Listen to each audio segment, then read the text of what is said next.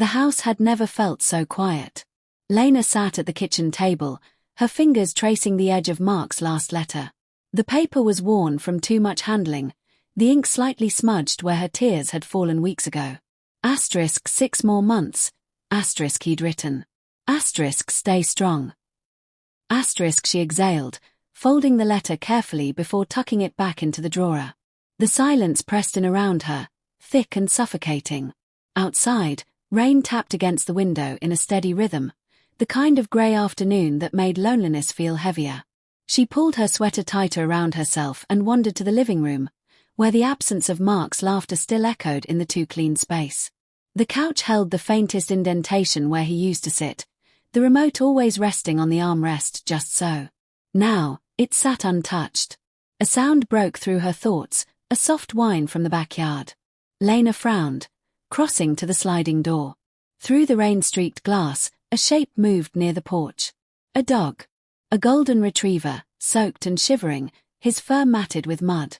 He looked up at her with wide, honey-colored eyes, and something in his gaze made her chest tighten. She hesitated. Asterisk I shouldn't. Asterisk strays could be trouble. But then the dog whined again, pressing his nose against the glass, and she found herself unlatching the door. Cold air rushed in as she stepped onto the porch.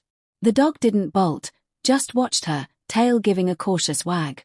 Up close, he was thinner than she'd realized, ribs faintly visible beneath his damp coat. "Hey," she murmured, crouching. "Where'd you come from?" He inched forward, sniffing her outstretched hand before nudging it with his nose. His fur was cold, but his breath was warm against her skin. Something inside her softened. "All right," she sighed. "Just for tonight." Inside, she toweled him dry, the dog standing patiently as she worked the knots from his fur. He smelled like wet earth and rain, but beneath that, something familiar, warmth, like sun-baked grass. When she finished, he shook himself off, sending droplets flying, and she couldn't help but laugh. The sound startled her. She hadn't laughed in weeks. She set out a bowl of water and scavenged some leftover chicken from the fridge. The dog ate eagerly, tail thumping against the floor. Watching him, Lena felt an odd pang in her chest. He looked grateful, like he knew he'd been given a chance. When he finished, he padded over to her, resting his head on her knee. She stroked his ears, and he leaned into her touch, eyes drifting shut. "You're not so bad, huh?" she whispered. The dog sighed, as if in agreement. That night, for the first time since Mark left, she didn't sleep alone. The dog curled up at the foot of her bed, a warm, breathing weight beside her. And as she drifted off, she thought, just for a second, that maybe the house didn't feel quite so empty anymore. But tomorrow, she'd have to figure out what to do with him. Because he couldn't stay. Could he? Morning light spilled through the curtains, and Lena woke to the unfamiliar sensation of warmth pressed against her legs. The dog, Max she'd decided to call him sometime in the hazy hours between midnight and dawn, lifted his head as she stirred, his tail thumping softly against the comforter.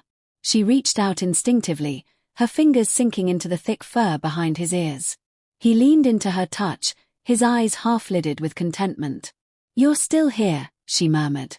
Max huffed, as if the idea of leaving had never crossed his mind. Lena's phone buzzed on the nightstand, a message from Mark. "Miss you. Call when you can." Her thumb hovered over the screen. She should tell him about Maximum. But something held her back. Would he think it was silly? A distraction? She set the phone face down and swung her legs out of bed. Max followed her to the kitchen, his nails clicking against the hardwood. She filled his water bowl and watched as he drank noisily, splashing droplets onto the floor. "You're a mess," she said, but there was no bite in it. Breakfast was a quiet affair. Max settled at her feet as she ate toast, his chin resting on her slipper. She tore off a piece and offered it to him. He took it gently, his tongue brushing her fingertips. The morning passed in a rhythm she hadn't realized she'd missed, small, ordinary moments made brighter by companionship. She vacuumed, and Max barked at the noise, darting around the machine like it was some kind of beast. She laughed, and the sound didn't feel foreign anymore. In the afternoon, she dug out an old tennis ball from the garage. Max's eyes locked onto it immediately, his entire body quivering with anticipation. "Go on," she said, tossing it across the yard. He bolted after it, a golden streak against the grass, and brought it back to her, dropping it at her feet with a proud wag. They played until her arm ached and Max's tongue lolled from exertion. Back inside, she collapsed onto the couch, and Max jumped up beside her, his weight a comforting pressure against her side. She turned on the TV, some cooking show Mark would have teased her for watching, and Max rested his head in her lap with a sigh.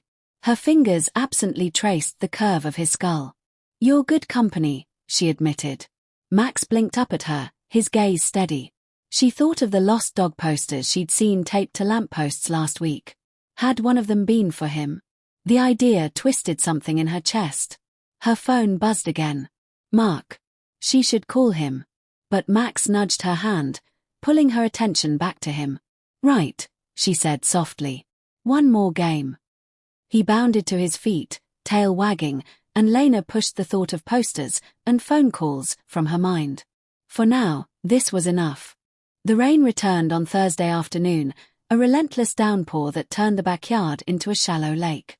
Lena stood at the window, watching droplets race down the glass while Max dozed at her feet, his belly full from lunch. She'd begun setting an extra place for him at meals, a habit that made her smile despite its absurdity. The doorbell rang. Max's head snapped up, ears pricked forward. Lena frowned. No one visited unannounced these days. She opened the door to a stranger, a man in his late 20s, his dark hair plastered to his forehead by the rain. He held a soggy flyer in one hand. The other gripped the leash of a trembling beagle mix. "Hi," he said, voice hesitant. "I'm Ethan. I think you might have my dog." Lena's breath caught. Behind her, Max, no, not Max anymore, pushed past her legs, his tail whipping back and forth. The man's face lit up. "Buddy." He crouched, and the dog launched into his arms, licking his chin with frantic joy. Lena's fingers found the doorframe, gripping tight. Of course he had another name. Of course he had someone who loved him. Ethan straightened, rain dripping from his jacket onto the welcome mat. "Thank you for taking care of him. He bolted during the storm 2 weeks ago and..." His gaze flicked over her shoulder into the house, where a second dog bowl sat conspicuously by the fridge. "You've been keeping him inside." "Just until the weather cleared," Lena lied. Her throat felt too tight. "Buddy," she couldn't call him Max now, panted between them, looking from Ethan to Lena and back again. Ethan knelt, scratching behind the dog's ears. "You made a friend, her boy." When he looked up, his eyes were unexpectedly soft. "He's a therapy dog.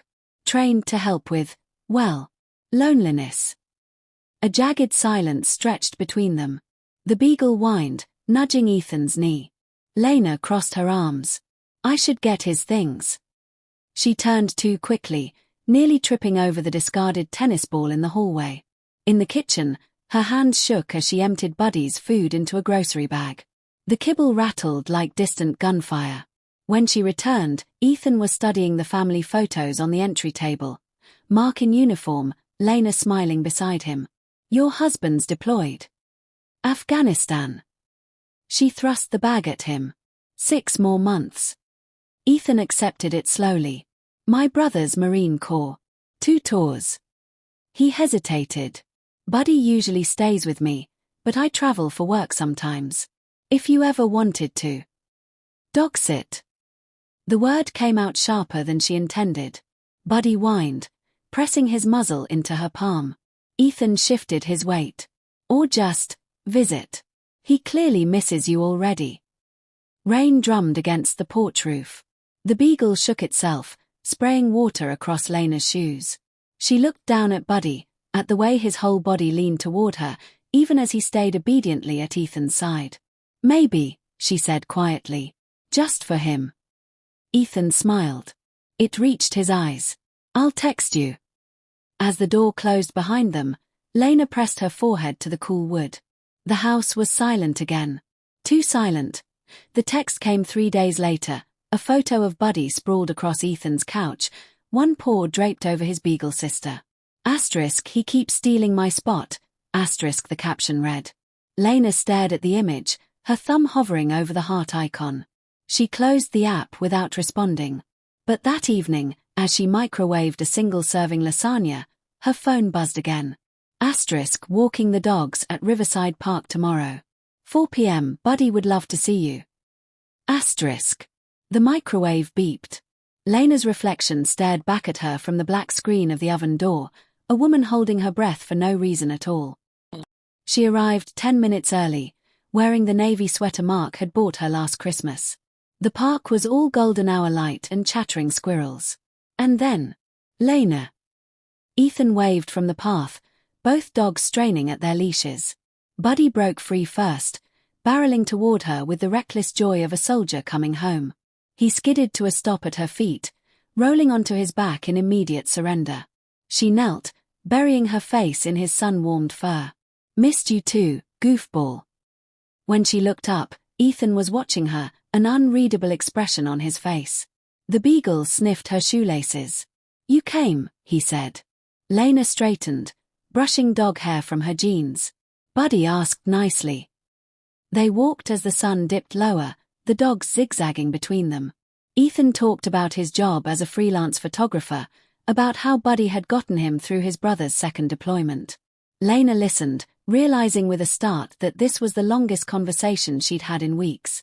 "You never answered my question," Ethan said as they paused by the duck pond. "Which one?" "About dog-sitting." He nodded to Buddy, who was currently attempting to drink the entire pond. "I've got a shoot in Seattle next week." Lena watched water drip from Buddy's whiskers. "I'd have to check my schedule." Ethan laughed, a warm, unexpected sound. "Right. Of course." The beagle flopped onto Lena's feet, sighing dramatically. "He likes you," Ethan observed. "They both do." The words slipped out before she could stop them. A silence settled between them, comfortable but charged, like the moment between lightning and thunder. Somewhere behind them, children shrieked with laughter. Ethan cleared his throat. "So, Seattle." Lena looked down at Buddy, at the way his tail thumped against the ground when she met his eyes. She thought of her empty house. Of Mark's last letter. Of the way joy could sometimes arrive unannounced, wet and shivering on your doorstep. "Text me the details," she said. And when Ethan smiled, slow, bright, like sunrise after a storm, she found herself smiling back.